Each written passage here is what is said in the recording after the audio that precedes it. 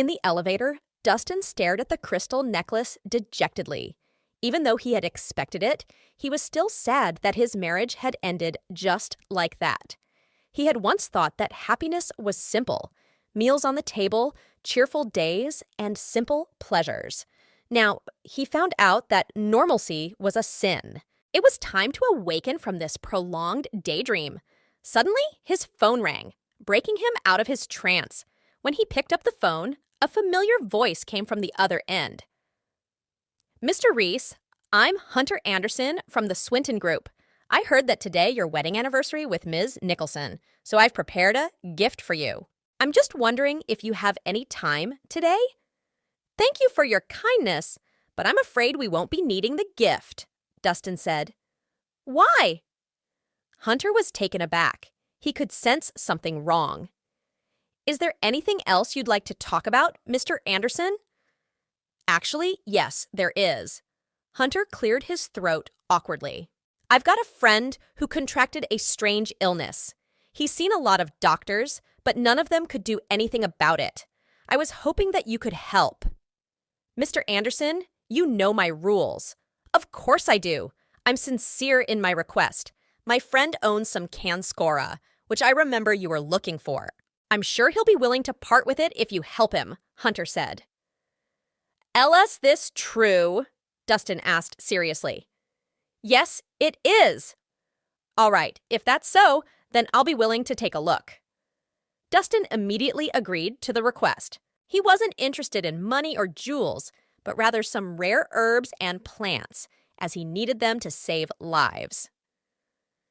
"Thank you, Mr. Rhys. I'll send someone to pick you up immediately." Hunter smiled in relief. As the president of the Swinton Group and one of the mighty three of Swinton, Hunter acted exceptionally timid in front of Dustin. "Great. One more down, 5 to go. I should have enough time," Dustin muttered to himself. His mood was lifted a little by this news. With a ding, the elevator doors opened. As soon as he stepped out of the building, he saw 2 familiar figures walking toward him. It was Dahlia's mother, Florence Franklin, and her brother, James Nicholson. "Mom, James, why are you here?" Dustin greeted. "Did you and Dahlia get divorced?" Florence did not waste any breath. "Yes, we did." Dustin gave her a forced smile. "It's not Dahlia's fault. It's mine. Don't blame her." He intended to end his marriage on a pleasant note. However, hearing this, Florence snorted coldly. "Of course it's your problem. I know my daughter well. If you hadn't done anything wrong, why would she divorce you?" Dustin was stunned. What was this? Victim blaming? "Mom, you know how I've treated her over the past 3 years. I'm pretty sure I've never done anything to betray Dahlia's trust in me," Dustin said. "Who knows what you've done behind our backs?" Florence snorted again. "My daughter was right to divorce you. Look at yourself. She's clearly out of your league." "Mom, don't you think you're going too far?" Dustin frowned. If he hadn't helped the Nicholson family 3 years ago, they wouldn't be where they were today. "Too far? So what if I am? Am I not speaking the truth?" Florence crossed her arms. "That's enough, Mom. Stop wasting time with him." Suddenly, James stepped forward.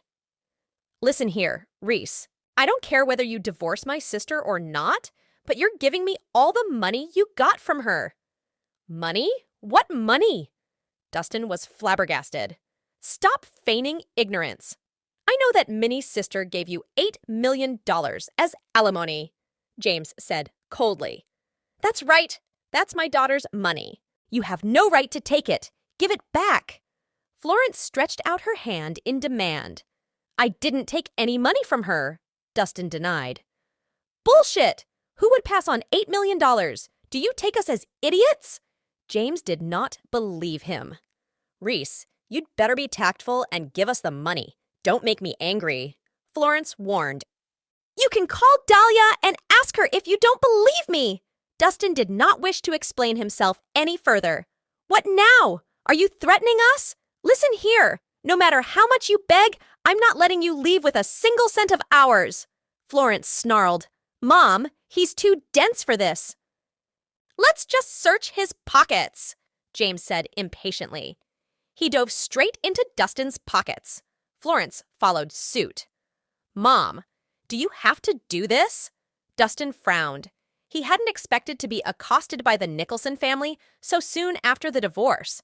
They were really merciless. Florence spat on the ground in disgust. Who are you calling Mom? Watch your mouth! Who do you think you are? As she spoke, she continued searching through Dustin's pockets. After some time, they didn't find what they wanted from his pockets.